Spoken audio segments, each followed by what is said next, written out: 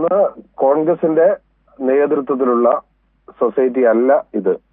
ഐക്യ ജനാധിപത്യ മുന്നണിയുടെ നേതൃത്വത്തിലുള്ള സൊസൈറ്റിയുമല്ല ഇത്. നേരത്തെ നിങ്ങൾ പേരിൽ പരാമർശിച്ച ആളുകൾ, സുധീർ കുമാർ നേരത്തെ കോൺഗ്രസിന്റെ ഭാരവാഹിയായിരുന്നു. റിനീഷ് എന്ന് പറഞ്ഞ വ്യക്തി CPM പ്രവർത്തകനും അനുഭാവിയുമാണ്. അപ്പോ എല്ലാ രാഷ്ട്രീയ പാർട്ടി പ്രവർത്തകരുമുള്ള ഒരു സംഘമാണ്, ഒരു സൊസൈറ്റിയാണ് അത് എന്നാണ് ഞങ്ങൾ മനസ്സിലാക്കുന്നത്. ഇതുമായി ബന്ധപ്പെട്ട് ഔദ്യോഗികമായി കോൺഗ്രസിന്റെ അടുത്ത് പരാതികളൊന്നും എത്തിയിട്ടുണ്ട് എങ്കിൽ ഞങ്ങളത് അന്വേഷിക്കുമായിരുന്നു. എന്റെ മുൻപ് സംസാരിച്ച സാറ് പറഞ്ഞതിൽ ചില കാര്യങ്ങൾ എനിക്കതിൽ പറയാനുണ്ട്. ഞാൻ ഈ സൊസൈറ്റി ആയിട്ട് ഒരു 4-5 വർഷം വരെ നല്ല പരിചയമുള്ള ഒരാളാണ്.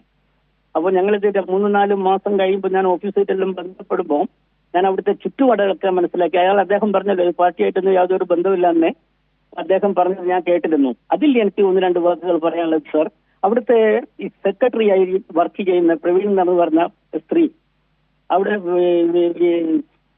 വില്യാപ്പള്ളിയോ ആ പ്രദേശത്തെ ഒരു കോൺഗ്രസ് സ്വന്തമായിട്ടുള്ള ഒരു കോൺഗ്രസ് പാർട്ടി കുടുംബത്തിലെ ഒരു അംഗമാണ്.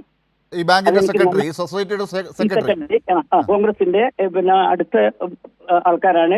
അവരുടെ അതിൽപ്പെട്ട ഒരാളാണ് അവിടെ സെക്രട്ടറി ആയിട്ട് വർക്ക് ചെയ്യുന്നത്. കൂടാതെ അവിടെ മറ്റൊരു സ്റ്റാഫ് എന്റെ വീട്ടിന്റെ അടുത്തുള്ള ഒരു പയ്യനാണ്. അവൻ ഡിവിഡന്റ് കൊണ്ടുവരുമ്പോഴാണ് ഈ പയ്യനെ ഞാൻ കാണുന്നത്. അപ്പോൾ ഇവൻ എങ്ങനെ ഈ സ്ഥാപനത്തിൽ എത്തിയെന്ന് ഞാനിങ്ങനെ മനസ്സുകൊണ്ട് ചിന്തിച്ച് നോക്കുമ്പോൾ മണിയൂരിലെ പ്രാദേശിക കോൺഗ്രസിന്റെ നേതാവിന്റെ റെക്കമെൻഡേഷനിലാണ് ഈ പയ്യൻ അവിടെ ജോലിക്ക് കയറിയത്.